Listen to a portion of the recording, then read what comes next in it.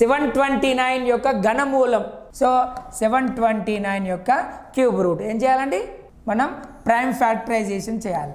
3 2s are 6, here 1 remains, 1 to 12, 3 4s are 12, 3 3s are 9, 3 8s are 24, 3 1s are 3, 3 27s are, 3 9s are, 3 3s are, and 3 1s are.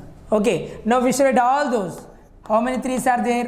1 2 3 4 5 6.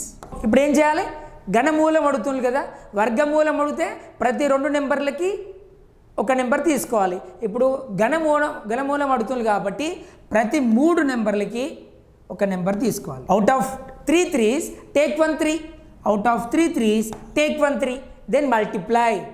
3 into 3 ఎంత అండి, 9 కదా. 9 అనే option ఇక్కడ ఉందా? Yes ఉంది. Answer is B. 9 is your answer.